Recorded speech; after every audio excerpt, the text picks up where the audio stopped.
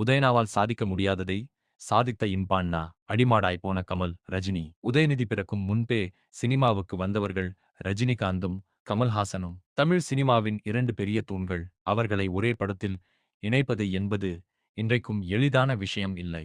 ஆனால் சொல்லப்படுவதெல்லாம் ஒன்றுதான். உதயநிதியால் கூட சாதிக்க முடியாததாக கருதப்பட்ட அந்த கமல், ரஜினி இணைப்பு முயற்சியை வெறும் 22 வயதே ஆன இன்பான்னா சாதித்தாராம். இது உண்மையிலேயே நடந்திருந்தால் அது ஒரு பெரிய சாதனைதான். ஏனெனில் 2 உச்ச நட்சத்திரங்களை ஒரே கதை, ஒரே களம், ஒரே ஒப்பந்தம் என்று சேர்க்க வைப்பது சின்ன வேலை இல்லை.